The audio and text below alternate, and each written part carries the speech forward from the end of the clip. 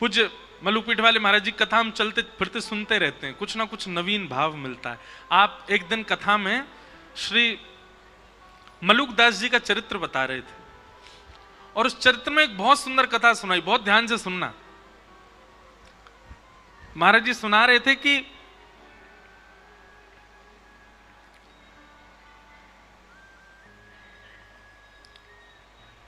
कोई प्रवचन कर रहा था, तो प्रवचन में अनेक लोग बैठे थे। उसी में श्री मलुकदास जी अपनी युवावस्था में जब घर आदि का त्याग नहीं किया था, तो वहीं प्रवचन बैठ करके सुन रहे थे। तो प्रवचन सुनते सुनते लोग बाग आपस में चर्चा करने लगे। बोले ये बाबा को बस चले तो ये हमारे काम धंधा छुड़वा के बस यही कहेगो राम राम जपो, ठाकुर जी का नाम जपो, तिलक लगा करके केवल भक्ति भाव में रहो। अरे कर्म नहीं करेंगे तो दाल रोटी राम जी खिला जाएंगे क्या? कर्म नहीं करेंगे हमारे घर परिवार को राम जी चला जाएंगे क्या?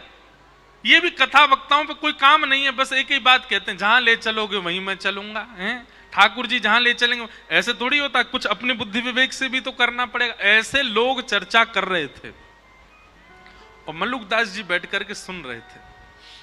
तो मलुकदास जी अपनी युवावस्था में थे, उन्होंने उठ करके जो व्यास मंच पर व्यास जी थे उनसे कहा, बोले देखिए व्यास जी आप बहुत अच्छी बात बता रहे हैं, आप कह रहे हैं राम नाम ही सर्वस्व है, भगवान नाम ही सर्वस्व है, कथा ही सर्वस्व है, लेकिन कर्म भी तो प्रधान है। इन गांव वाले लोगों की बात भी गलत नहीं है, अगर हम कर्म नहीं करेंगे तो खाएंगे पिएंगे कैसे? सुंदरकांड भी कहती है देव देव आलसी पुकारा, देवताओं के भरोसे जो पड़ा रहता है कर्म नहीं करता वो आलसी कहलाता है। अगर हम कुछ ना करें केवल राम राम जपें तो राम जी हमारा घर थोड़ी चला देंगे, और घर चलाना बहुत दूर की बात, हमको रोटी राम जी थोड़ी खिला देंगे, वो तो हमको खुद ही खानी पड़ेगी, खुद ही मेहनत करनी पड़ेगी।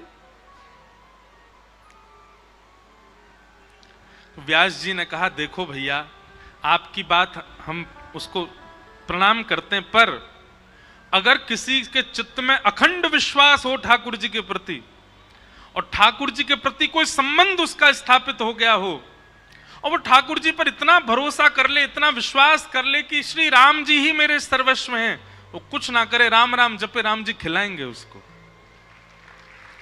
पहले बात तो सुन लो, ताली पहली बजा देते हो, पहले कथा तो पहले आगे बढ़ने दिया करो।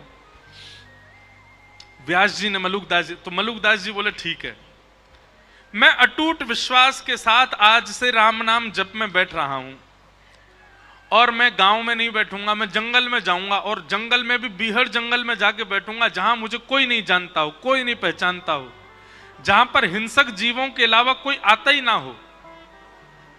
देखता हूं कि राम जी मुझे खिलाएंगे कि मुझे किसी जानवर को खिलवा देंगे। सब गांव के लोग बोले भैया अब प्रमाणित हो जाएगा कि राम नाम और भक्ति भाव ये प्रमाणित है कि नहीं। मलुकदास जी वन में गए और बीहड़ वन में गए, वहां पर एक विशाल वट का वृक्ष था, आसपास दूर दूर तक किसी के आने जाने का कोई मतलब ही नहीं था। एक सामने नदी बह रही थी। मलुकदास जी बोले यहां कोई नहीं आएगा, यहीं बैठ जाता हूं। और वृक्ष के ऊपर एक डाल के ऊपर बड़ी सी डाल थी, उसके ऊपर मलुकदास जी बैठ गए और राम राम राम राम जपने लगे।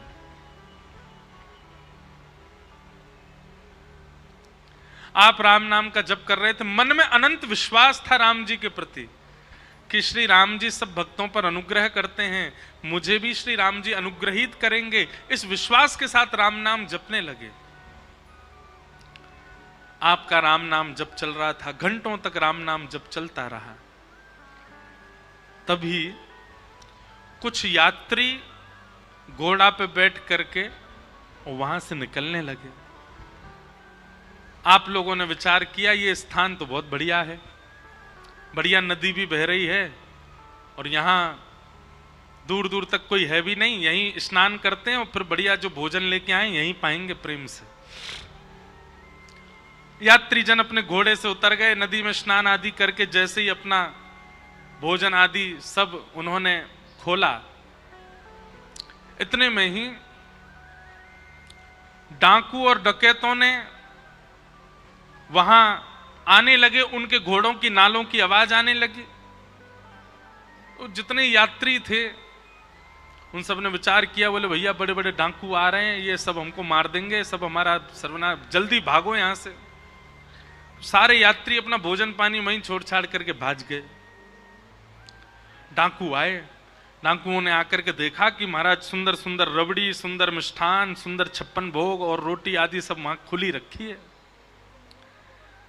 डाकू के साथ जितने लोग थे सबने कहा, सरदार जी आज तो कुछ बनाना ही नहीं पड़ेगा, आज तो देखो ठाकुर जी ने बढ़िया व्यवस्था करी है, 56 भोग यहीं लगे लगाए मिल गए हम लोगों को।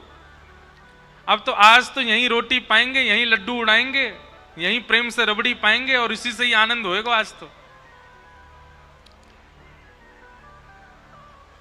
इतने में सब टूट पड़े भोजन पर।